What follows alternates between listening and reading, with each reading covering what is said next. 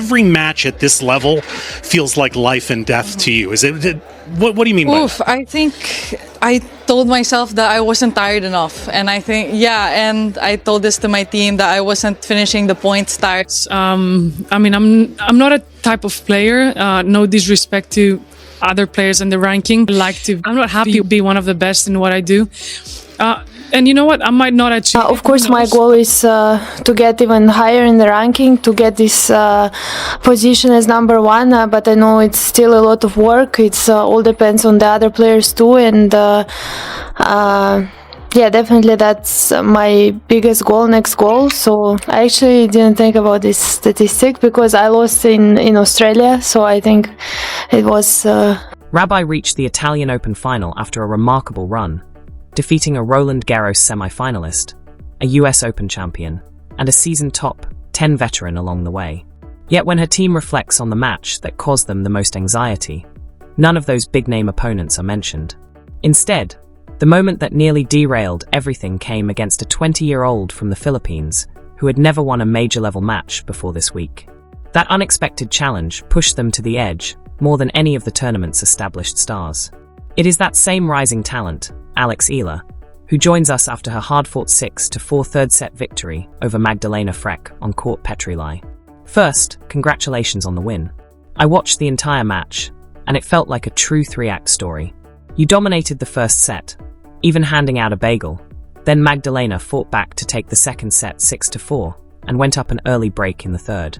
In those final 20 to 25 minutes, what changed for you that allowed you to regain control and close out the match? And I think, I told this to my team after the match. I wasn't finishing the points tired enough. Maybe the intensity dropped a little, and I tried my best to give that extra push on every single point. And it paid off.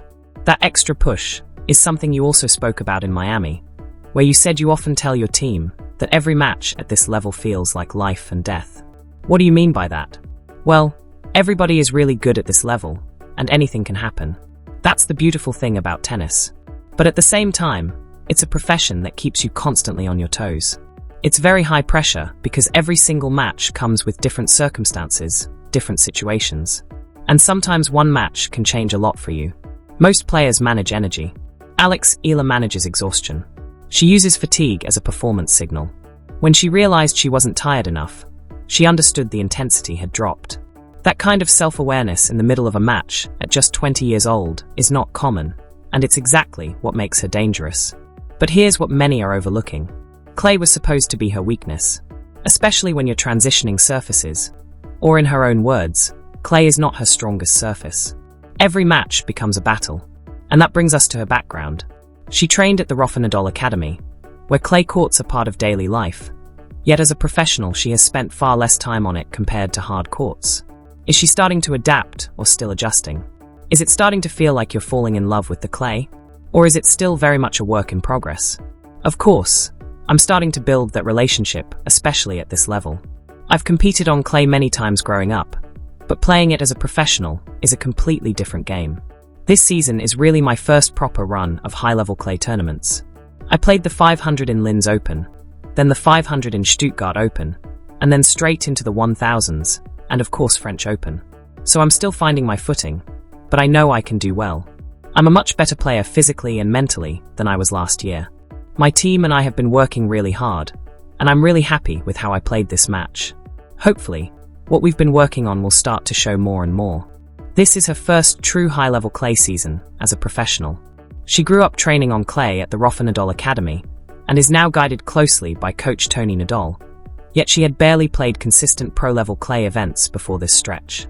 It's a detail most people missed, but it completely changes the story of her rise. And even in the toughest moments, she's not stepping away from the surface. She's leaning into it. If she keeps building on this, she's going to win a lot more points from here. Honestly, today might have been the worst of it, but it's already turning into something stronger. The conditions today weren't easy for my game. Very wet, very heavy, something I honestly really dislike. India is usually fast and hot, and I love that because I can rush my opponents and play aggressively. But today I felt like I had to adjust completely. I had to dig deep, just make balls, run more, and accept that I couldn't play my favorite style. It wasn't my A game, it was my plan B. You've had great results on clay before, including a semi-final run at the French Open. When you're playing your best on clay, what are you doing well not just technically, but mentally? I feel like one of the biggest things I worked on after Madrid was something I didn't really do well in the past few years on clay: bringing more margin into my game. I used to go for too much, too big, at the wrong moments. I think that's what players like Iga Swiatek talk about when she says she wants to be a wall, on clay very solid, very consistent. That's been missing in my game on this surface over the last couple of years. Of course, my version is different, but the idea is similar. That's what I really need to commit to. I want to see myself playing that way more often. And sometimes her coach has to remind her of what she's already achieved, because she almost forgets it. She's been top 10 for 4 consecutive years, has a Roland Garros semi-final on her resume, but for her, it's never about where she's been. It's always about what she still needs to fix. She still says it out loud, almost without hesitation. I might not achieve it. And it isn't false humility or a performance for the cameras. It's something deeper, almost a belief system. A competitor who is wired to never fully feel like she's arrived. Meanwhile, on the other side of the draw, Elena Rybakina was moving quietly, doing what she always does, letting results speak louder than narrative, staying composed while the tournament unfolded around her. When asked about her current mindset after years of success, experience, and major wins to lean on, she doesn't hesitate. I want to get back to where I was, she says.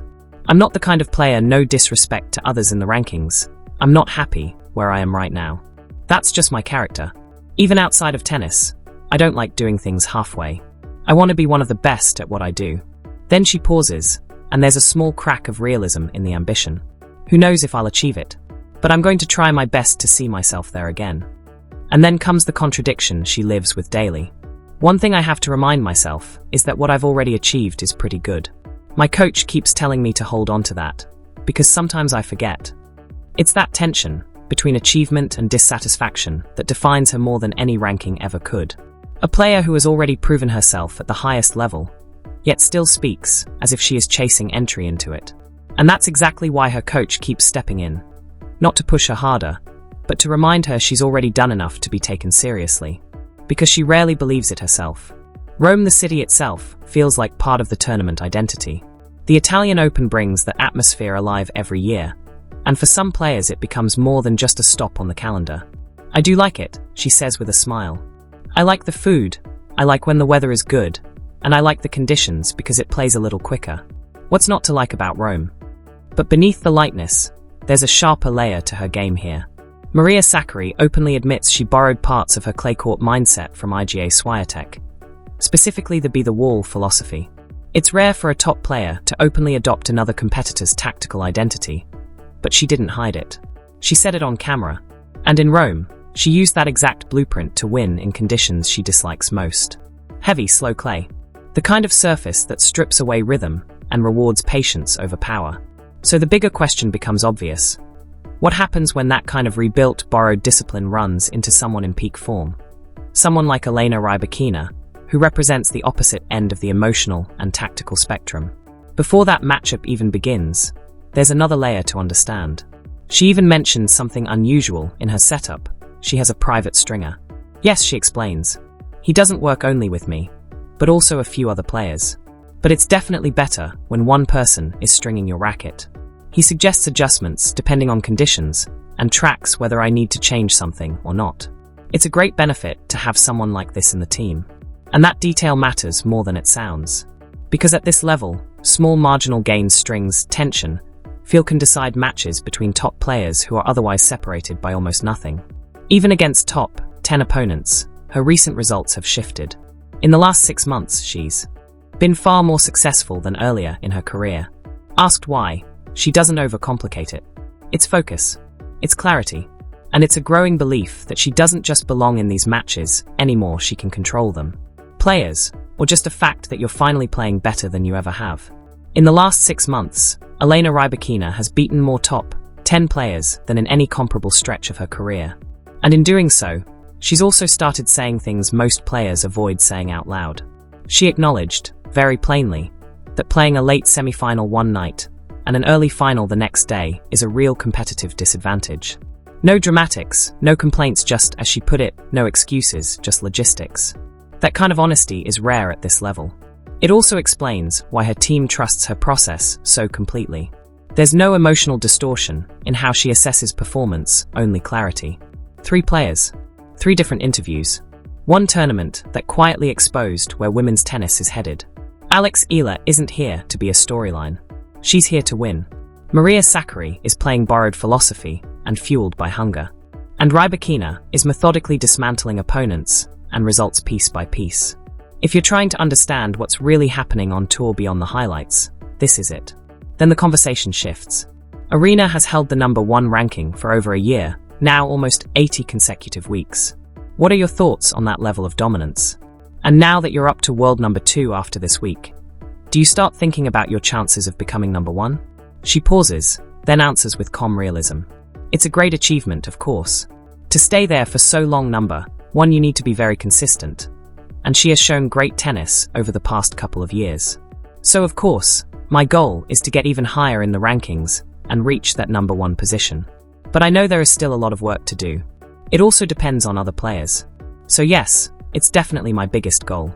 I will try to achieve it this year, and hopefully it happens. How much of a mental advantage is it for you knowing you've never lost a final against Arina? Honestly, I don't really think about that statistic. I did lose to her in Australia, maybe not this year, but the previous one, so I don't see it as something fixed. As I always say, every day is different, every tournament is different. You can play well one day and wake up the next and not feel your best. So you always have to find a way. We know each other's game very well, so it becomes very physical, especially here. The ball is heavier, the rallies are longer compared to faster hard courts. It's less about patterns and more about endurance, adjustments, and who can sustain the level for longer. At this stage, there are no real secrets between top players anymore, just execution under pressure, over and over again. Quicker. So it's going to be a difficult match where we're both going to try to serve well. That's for sure put pressure on each other, and we'll see what happens. The interviewer told Elena Rybakina she had never lost a final against Aryna Sabalenka. She immediately corrected it on the spot, pointing out she had lost to her in Australia. No hesitation, no. Acceptance of a convenient narrative. That refusal to let an incorrect storyline stand, especially one that would have framed her in a psychologically stronger light, is exactly what separates her from many of the players chasing Sabalenka right now. There's no interest in manufactured confidence, only accuracy. And that same internal compass shows up in others on tour, including Alex Eala, even at just 20 years old. When she talks about her game, there's a similar pull towards structure over hype. That's what I really have to buy into. I want to see myself playing that way. She's referencing consistency, the idea that progress isn't about occasional brilliance, but repeatable control. Earlier in the season, after strong runs like Doha, she reflected on what she's doing well and what still needs work. In Doha, she reached the semi-finals and took notable wins, including against top opposition like Iga Swiatek, which reinforced her belief that her level is stabilizing again.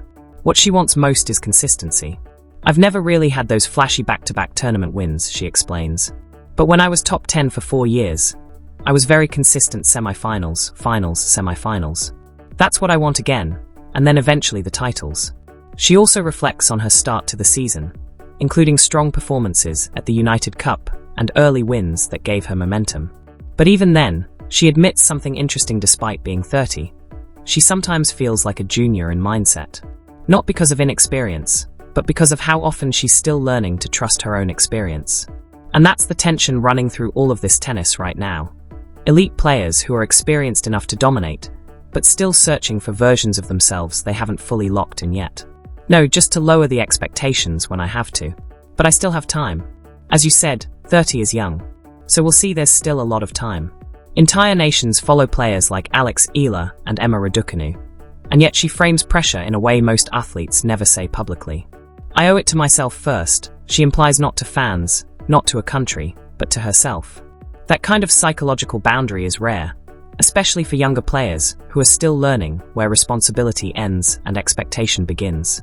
It's a separation between identity and external noise that most 20-year-olds are still trying to figure out.